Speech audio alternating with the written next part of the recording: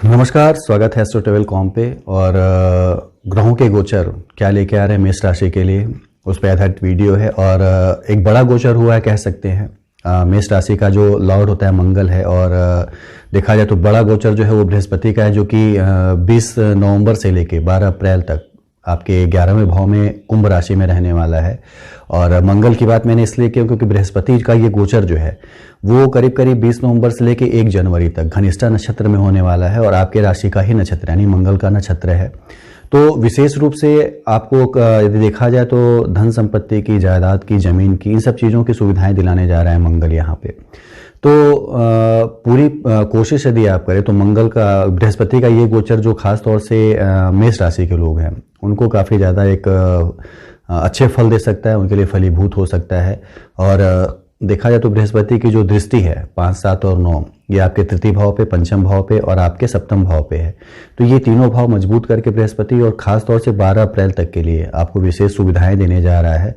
तो इसका पूरा लाभ उठाइए, पूरा प्रयास करिए। यदि आप किसी जमीन के काम से जुड़े हुए हों या कोई संपत्ति खरीदना चाहते थे या बेचना चाहते थे, दोनों के लिए घनिष्ठा नक्षत्र में जब भी मंगल के साथ रहेगा ये मंगल के नक्षत्र में बृहस्पति, तो मान के चलिए कि दोनों चीज़ों के लिए आप खरीदना चाहते हैं कोई जमीन जायदाद या धन संपत्ति, या फिर आप बेचना चाहते हैं, दोनों में आपको विशेष सुविधाएं दिलाने जा रहा है बृहस्पति का गोचर।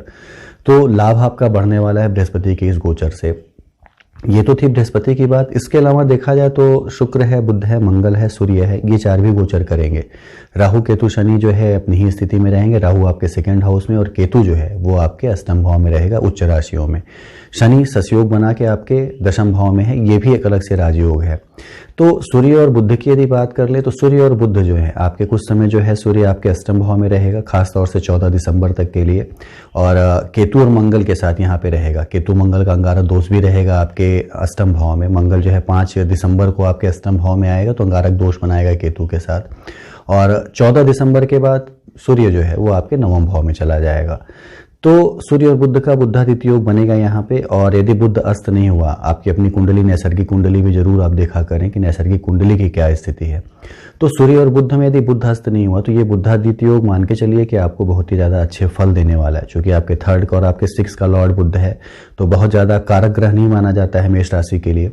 फिर भी यदि बुध जो है वो 9वें भाव में सूर्य और बुध का बुधादित्य योग बने और बुध आपकी कुंडली में अस्त न हो, तो एक विशेष फल यहाँ पे मिलता है। तो शश योग का और बुधादित्य योग का निश्चित रूप से आपको दिसंबर के महीने में लाभ मिलने वाला है। इसका पूरा लाभ उठाइए और प्रयास करिए कि चीज़ों को एक्टिवेट करें। यानी अपने प्रयास जो आपके शिथिल हो चुके थे, जो आपने छोड़ दिए थे, या आपको लग रहा था कि मेरे काम नहीं हो रहे हैं और इस काम को कुछ दिन के लिए पेंडिंग कर देना चाहिए, तो मान के चलिए कि एक उचित अवसर आ चुका है कि आप अपने काम में एक तेजी लें और उस काम को करने का प्रयास करें जो कि आपने छोड़ रखा था, पेंडिंग कर रखा था। क्योंकि इस समय बड़ा उचित रहेगा, खासतौर से 8 दिसंबर से लेके और 30 दिसंबर तक का समय बड़ा ही बेहतर रहेगा। बहुत ही अच्छी संभावनाएं हैं। जो कि देखा जाए बुध को, तो बुध जो है 10 दिसंबर के बाद बुधादित्य योग बनाएगा। तो इसमें आप कोशिश करिए, प्रयास करिए चीज़ों को पाने का। शुक्र को देख लें तो शुक्र जो है वो 10 दिसंबर को गोचर करेगा और आपके 10th भाव में शनि के साथ मित्र राशि में रहेगा। शनि का सत्योग और शुक्र और शनि का ये संयोग जो है मान के चलिए कि आपको बेहतर कंडीशन देने वाला है, बेहतर चीज़ें देने वाला है। और ख़ास तौर से यदि आप देखा जाए तो आपके 2nd हाउस का और आपके 7th भाव का दोनों का ही लॉर्ड शुक्र है और ये आपके 10th भाव में रहेगा, तो ये अलग से धन योग बनता है। तो वो लोग जो कि नौकरी से जुड़े हैं, शुक्र के किसी नौकरी से जुड़े हुए हैं, यानी किसी कपड़े की फैक्ट्री में है, कह सकते हैं ऑर्नामेंट्स बनाने के काम करते हैं, या कह सकते हैं किसी ट्रैवल एजेंसी से जुड़े हों, वहाँ पे जॉब करते हैं या उस तरह का बिजनेस करते हैं, फिल्म इंडस्ट्री से जुड़े हों, चाहे एक्टिंग कर रहे हों, चाहे उसमें प्रोड्यूसर हों, चाहे उसमें फाइनेंसर हों, कुछ भी हों, तो शुक्र जो है उनको बड़ा ज़बरदस्त लाभ देने जा रहा है। और शनि के साथ और भी मजबूत हो जाता है यहाँ पे 10th हाउस में, आपके कर्म को मजबूत कर देता है, आपके रिप्रेजेंटेशन को मजबूत कर देता है। तो बृहस्पति का ये गोचर, शुक्र शनि का एक साथ होना, युति संबंध होना, बुध और सूर्य का एक साथ होना आपके 9वें भाव में, ओवरऑल देखा जाए तो मेष राशि के लिए कहीं से कोई समस्या नहीं है। समस्या एक तरह से बन सकती है आपके हेल्थ को लेके। आपका बुध जो है वो बहुत प्रबल नहीं रहा यदि आपकी कुंडली में, क्योंकि 6ठे भाव का भी लॉर्ड है और साथ ही साथ अष्टम भाव में अंगारक दोष होना और सूर्य का भी यहाँ पे होना। केतु मंगल अंगारक दोष बना ही रहा है, सूर्य के साथ ग्रहण दोष बना रहा है, और साथ ही साथ सूर्य मंगल और केतु एक साथ अष्टम में होना ये दिखाता है कि आपको परेशानियां आपके शरीर से आ सकती हैं, यानी आपके शरीर को लेकर हो सकती हैं। हो सकता है आपका ब्लड प्रेशर बढ़े, हो सकता है आप पहले से बीमार हो तो उसमें एग्रीवेशन आए, उसमें एक तेजी दिखे आपको, दवाइयाँ समय पे लेना, वर्कआउट करना, ये ज़्यादा ज़रूरी है आने वाले दिसंबर के महीने में। ख़ासतौर से वाहन चलाने में और यात्रा करने में, ट्रैवल करने में, इन सब चीज़ों में आपको निश्चित रूप से एक जो कह सकते हैं कि संभल के करना होगा, क्योंकि अष्टम भाव जब प्रभावित होता है तो जीवन का भाव होता है और चोट चपेट लगने के भय जरूर बनाता है। तो थोड़ा बच के रहना होगा, थोड़ा सावधान रहना होगा। बृहस्पति के यहाँ की दृष्टियाँ बड़ी ही अच्छी हैं, आपका पराक्रम भी बढ़ेगा, आपके बुद्धि को कह लें यानी पंचम भाव को सप्तम दृष्टि से देखेगा तो आपकी बुद्धि में, आपके बच्चों में, आपके कौशल में विकास जरूर देगा बृहस्पति यहाँ पे। जहाँ पे उसकी दृष्टि पड़ती है निश्चित रूप से उसमें उनके फलों में 4 गुनी वृद्धि करता है। तो जहाँ आपके छोटे भाई बहनों से आपके संबंध अच्छे बनाएगा, आपके पराक्रम को बढ़ाएगा, वहीं बृहस्पति जो है वो आपके अपने जीवन को कह लें, आपके अपने बच्चों के जीवन को कह लें, सभी को प्रखर बनाएगा, उनकी बुद्धि प्रखर करेगा। साथ ही साथ आपके पत्नी के जीवन को कह लें, आपके मैरिड लाइफ को कह लें, इनको भी बृहस्पति जो है अपनी 9वीं दृष्टि से सप्तम भाव पे देख के प्रबल करेगा। तो देखा जाए तो व्यवसाय के लिए कह लें या कह लें बिजनेस के लिए कह लें या कह लें जॉब के लिए, नौकरी के लिए कह लें और बच्चों के लिए कह लें, गोचर जो है बड़ा ही शानदार है मेष राशि वालों के लिए और फल बड़े अच्छे मिलने वाले हैं। कोशिश करनी है क्योंकि बिना कर्म किए जो है वो फल नहीं मिलते हैं। कर्म ही जो होता है वो आपके भाग्य की बैसाखी एक तरह से होता है। तो कोशिश कीजिए, फल बड़े शानदार मिलने वाले हैं। हेल्थ को लेकर थोड़ा आपको सजग रहना होगा, सावधान रहना होगा। खासतौर से मैंने पहले ही बताया कि बृहस्पति जब मंगल की राशि में रहता है या मंगल के नक्षत्र में रहता है, हालांकि शनि की राशि में है लेकिन मंगल के नक्षत्र में है, तो जमीन से संबंधित काम, मल्टी स्टोरी से संबंधित काम और कह सकते हैं इन चीज़ों की खरीद फरोख्त के काम, इन सब में विशेष एक वृद्धि देता है। तो ये सारी वृद्धि यहाँ पे देने जा रहा है।